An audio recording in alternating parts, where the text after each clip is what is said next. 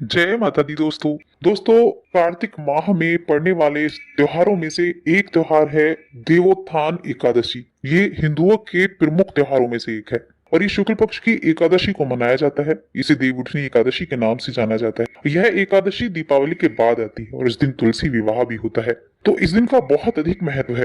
तो आज की इस वीडियो में हम आपको बताएंगे कि एकादशी का इतना महत्व क्यों है, इसकी पूजन विधि और कथा के बारे में। दोस्तों, देव उठनी एकादशी की कथा सुनना बहुत ही अनिवार्य होता है और इस कथा को जरूर सुनना चाहिए और लोगों को सुनाना चाहिए, क्योंकि इसका सबसे अधिक फल मिलता है। तो इस वीडियो को अंत तक जरूर देखें। आज की इस वीडियो में हम आपको सब कुछ बताएंगे विस्तार से।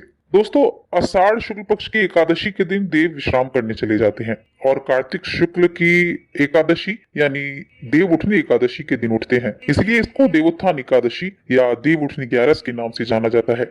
देवउठनी एकादशी के दिन भगवान विष्णु क्षीर सागर में 4 माह की निद्रा के बाद जागते हैं और ये जो शयन काल की इनकी अवधि होती है, ये 4 माह होती है और इन 4 महीनों में विवाह, गृह प्रवेश से संबंधित मांगलिक कार्य नहीं किए जाते हैं, उन पर रोक लग जाती है। जब भगवान विष्णु जागते हैं तब शुभ कार्यों की शुरुआत होती है, मांगलिक कार्य होते हैं। और वहीं पौराणिक मान्यताओं के अनुसार इस दिन तुलसी विवाह करना भी बहुत शुभ होता है। जगह जगह तुलसी विवाह का आयोजन किया जाता है। इस दिन भगवान विष्णु समेत सभी देवी देवताओं की पूजा आराधना करने का दिन है और व्रत किया जाता है, क्योंकि ये सबसे बड़ी एकादशी मानी जाती है। तो इस दिन की जो पूजा विधि है वो क्या होनी चाहिए? दोस्तों, इस दिन प्रातः उठकर भगवान विष्णु की पूजा करें, उन्हें जगाने का आह्वान करके व्रत का संकल्प लेना चाहिए, भगवान विष्णु का ध्यान करें। वैसे तो एकादशी के व्रत के नियमों का पालन 10वीं तिथि से शुरू कर देना चाहिए। घर की अच्छे से साफ सफाई के बाद साफ वस्त्र धारण करके आंगन में भगवान विष्णु के चरणों की आकृति बनाए और एक ओखली में गेरू से चित्र बनाकर फल, मिठाई या उस ऋतु का फल, गन्ना उस स्थान पर रखकर उसे डलिया से ढक दिया जाता है। इस दिन रात्रि में घरों के बाहर और पूजा स्थल पर दिए जलाए जाते हैं। रात्रि के समय परिवार के सभी सदस्यों को भगवान विष्णु समेत सभी देवी देवताओं का पूजन करना चाहिए। इसके बाद भगवान को शंख बजाकर उठाना चाहिए या फिर घंटा घड़ियाल बजाकर उठाना चाहिए। इसके अलावा भगवान विष्णु को इस दिन पंचामृत स्नान भी कराना चाहिए। वहीं दोस्तों, इस दिन तुलसी विवाह करने का भी बहुत महत्व होता है। इस दिन तुलसी की वृक्ष की शालीग्राम से शादी रचाई जाती है, क्योंकि तुलसी विष्णु को बहुत ही प्रिय है। तो सबसे पहले प्रार्थना नारायण भगवान तुलसी की ही सुनते हैं।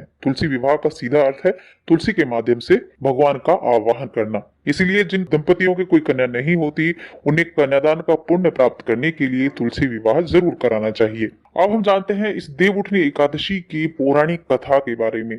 तो दोस्तों, एक कथा के अनुसार एक बार माँ लक्ष्मी भगवान विष्णु से पूछती है कि स्वामी, आप या तो रात दिन जागते ही रहते हो या फिर लाखों करोड़ों वर्ष तक योग निद्रा में रहते हो। आपके ऐसा करने से संसार के समस्त प्राणी उस दौरान कई परेशानियों का सामना करते हैं। इसीलिए आपसे अनुरोध है कि आप नियम से प्रतिवर्ष निद्रा लिया करें, इससे मुझे भी कुछ समय विश्राम करने का मिलेगा। लक्ष्मी जी की बात सुनकर नारायण मुस्कुराए और बोले, देवी, तुमने ठीक कहा है। मेरे जागने से सब देवों और खासकर तुमको कष्ट होता है।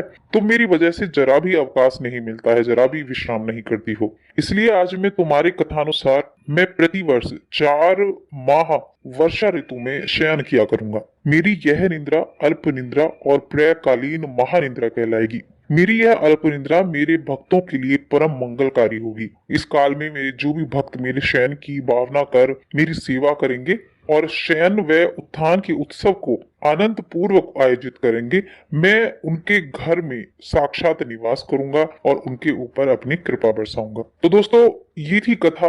आप इसे सुने और दूसरों को भी सुनाएं।